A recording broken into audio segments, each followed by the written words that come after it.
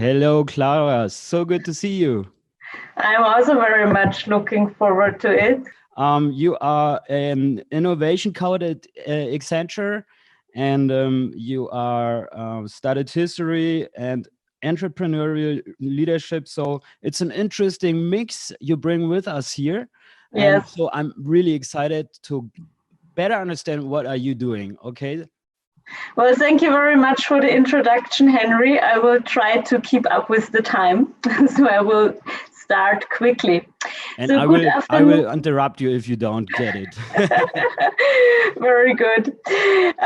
So good afternoon, everyone. Thank you very much for attending my today's speech, Digital Artist Management. The time is now.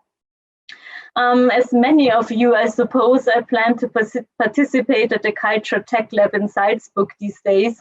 And when it had to be cancelled, I actually immediately approached Matthias and promised to support when he would organize something virtually, and which I hoped very much because I believe that this crisis makes it more evident than ever that the cultural sector has not been prepared to work digitally. And at the same time, we never had a better moment to shape our future.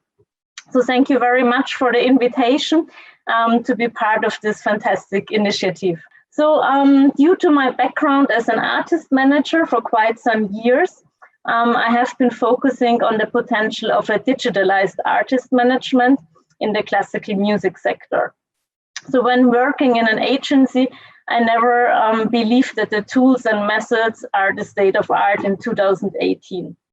So let's start with a look on a timeline on the example of the opera industry. So opera performances are quite an old business.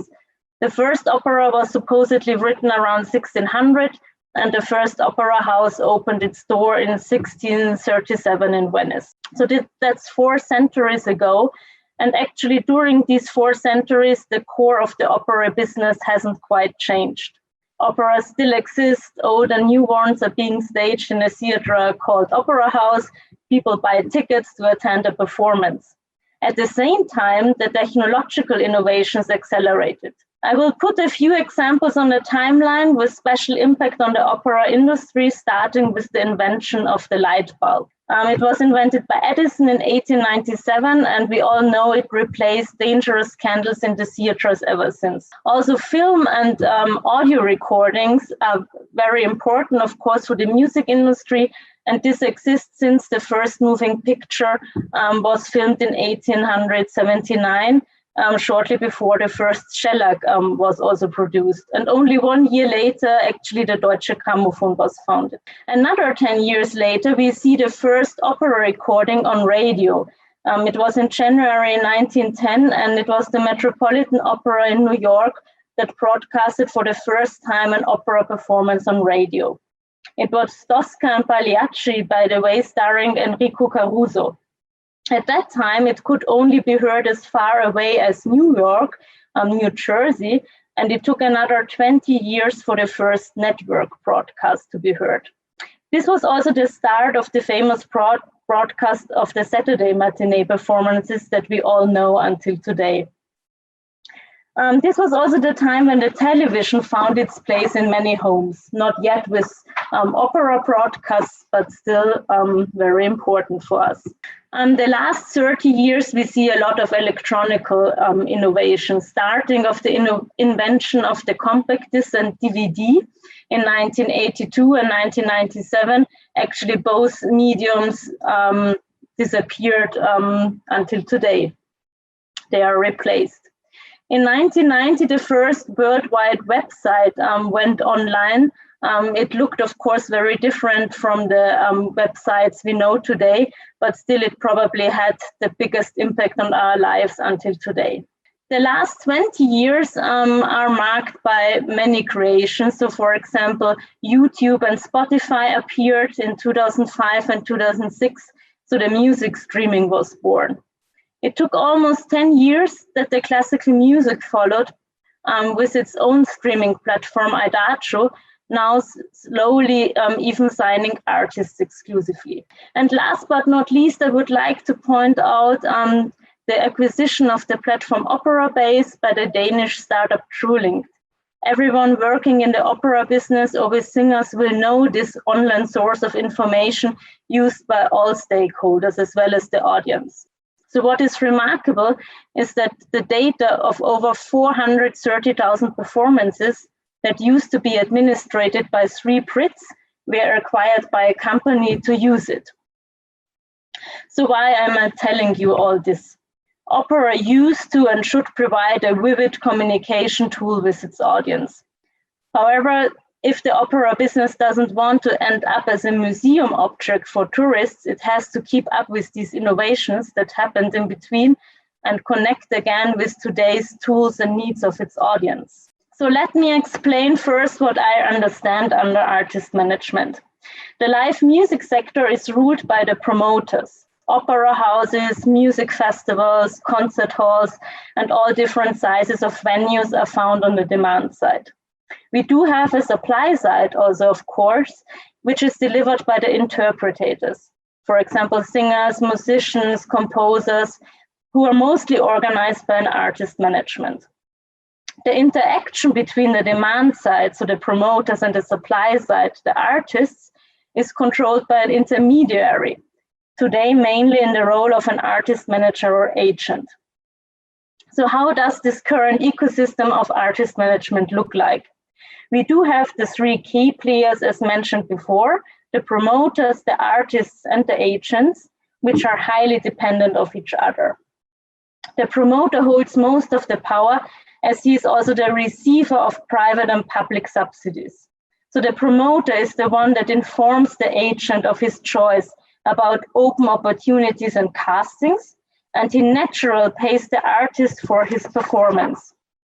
On the other hand, agents used to provide the connection between a promoter and an artist, artists that are highly dependent on their agents, who connect them to the promoters. In return, they pay their agents commission between 10 to 20% at least. This process is extremely untransparent, and it is purely based on people business and personal connections, especially of promoters and agents.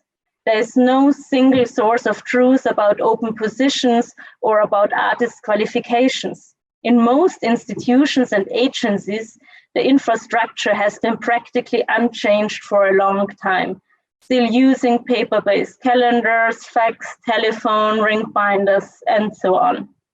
For sure, there are arguments for it. Many of the people I talk to don't want to depend on technology. They feel stressed by working so much virtually, etc. However, it can be dangerous to ignore actually today's and future developments. As of today, the audience, the end user, to speak in a business language, has almost no influence at all in this process. So what is happening now due to Corona would most likely have happened anyway, but the disruption was highly accelerated, of course. And it makes clear that the classical artist management hasn't been prepared of any of this. Artists suffer of the cancellation of performances and are left with no income. The reality is that I know singers that used to stage at the Salzburg Festival who had to apply for Hartz IV. Agents naturally are also left with no commission, and at the same time, they have still high fixed costs due to high personnel costs. Promoters don't know yet when they can open their doors again. They lose money every single day that they cannot perform. In Germany and Austria, many institutions have enrolled short-time working for at least the next 6 months.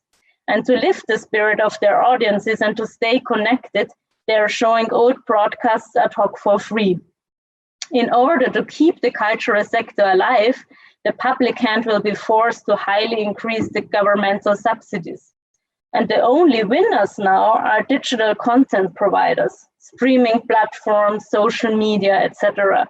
And they don't even have a live competition right now.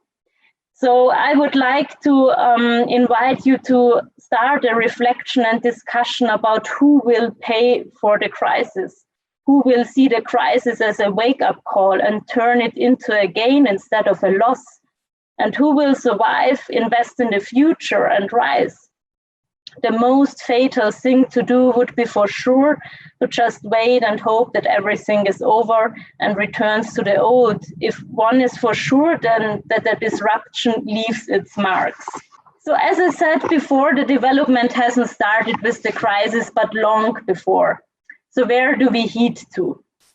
The artist management ecosystem will become more fluid with more stakeholders involved, and it will be the user who will direct the key players, the end users in person of the audience, as well as the users in person of the artists. Let's start with the audience. Their needs and preferences will shape the promoters' offerings, as they can also directly give feedback to artists by following them on social media, by writing reviews on various platforms. They have a direct influence on the artists themselves. This demands high agility and flexibility towards the end user's needs, who are the most important counterpart for art itself. Artists will not only be directly connected to the audience, but also to their employers, the promoters.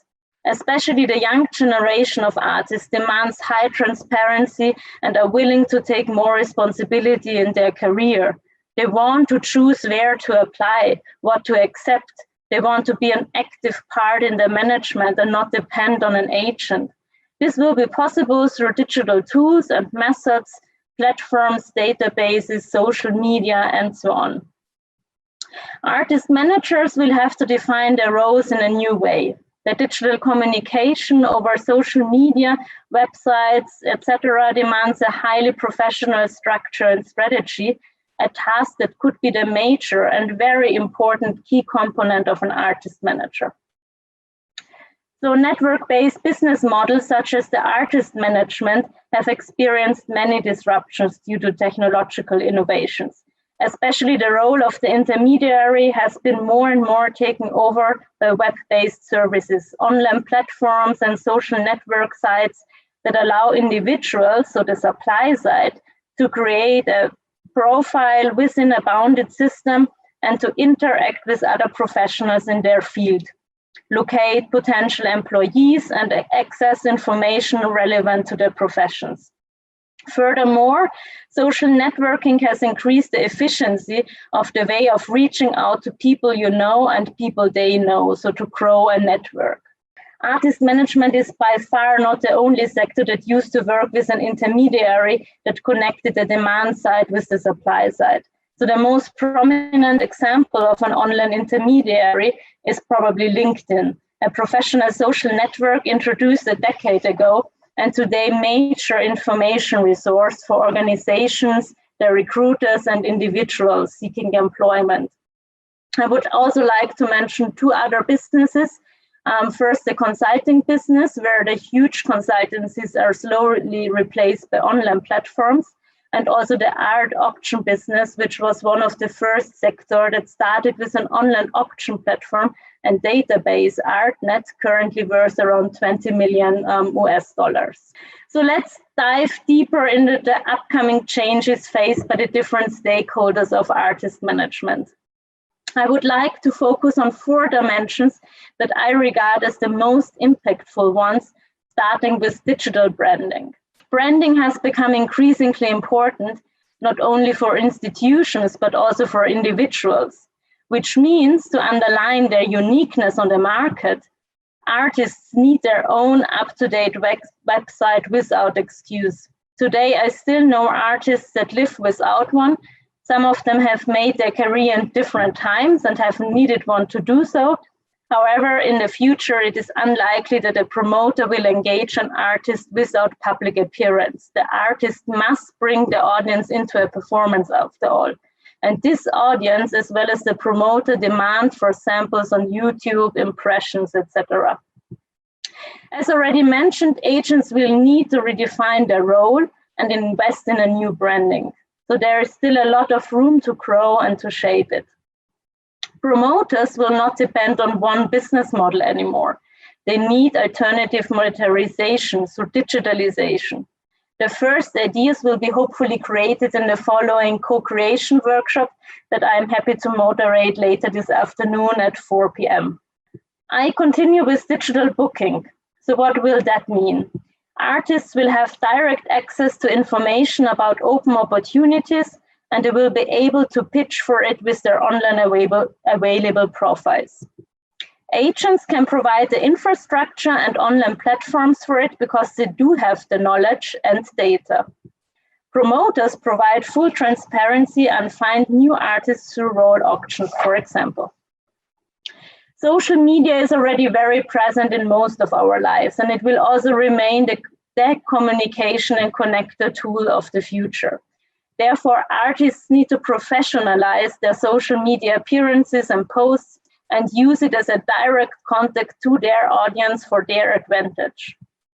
Agents will have the important role of structure and strategy advisor, while also promoters will have to use it more and more for marketing and communication.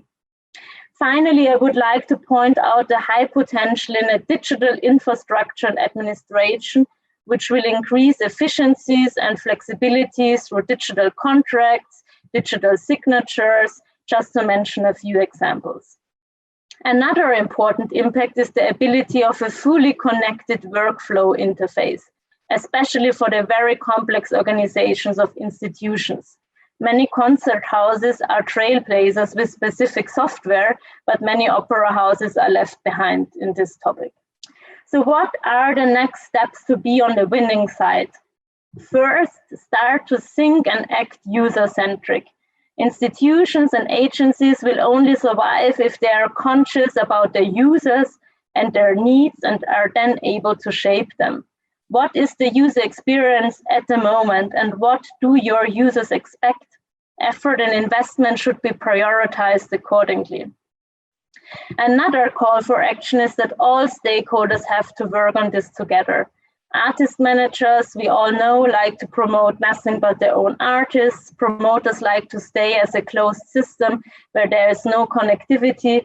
They are afraid of sharing information, to collaborate, and to give up of some of their control on the marketplace. At the same time, digitalization, especially in the niche markets such as the classical artist management business, is only financially and technically viable if everyone is actively participating in this transformation and investment together. I only want to give one example. In the US, about 40 opera houses share their client data, unimaginable in Europe, I think. So digitalization is only successful if it's not limited to structural and surface change. Digitalization has to start at the design of your business model.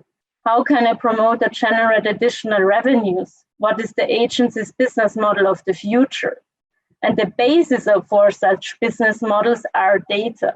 Data which is unused at the moment, data about your users, data about your stakeholders, data about your asset, the performances, the artists, your repertoire. Get it digitized with structure and strategy behind in order to build your business on it. And you may have already asked yourself how all this is feasible. Well, my last suggestion would be create diverse teams and invest the capabilities of your staff. In the future, it will not be enough to know about music and opera, to be the best musician or singer, or to have the best network. You will need to know about technology as much as about the use of your data or how to analyze your user needs. And if you haven't started yet, now it's the best time. So thank you very much for your attention. I hope I kept the time short. And I hope members of all stakeholder groups have been participating, as this would have been the best starting point to work on this together. So I'm sure there are many questions and comments, and I'm looking forward to it. Thank you. Yeah, thank you, Clara. That was really interesting, and I'm pretty sure that you will have discussions after your presentations here on Slack. I can really recommend you guys to just join Slack and get in touch with Clara, ask your questions, and discuss how technology and this situation right now will change the whole music industry and the way we are consuming music, and maybe also the way music brands are new built and new established in the digital space. As you said, I really like that idea that digital branding gets more and more important in the new world. I was always convinced that the future will be digital, and if you are not in the digital space, you won't exist in the future. That's for sure, I guess. Yes. So, and we should use it as an advantage, and there are many possibilities out there. So exactly. I'm looking forward. You can also connect with me on LinkedIn or Xing. I put my contact dates on the slide, so I'm open for any discussion. All right. So thank you, Clara. Thank you very much.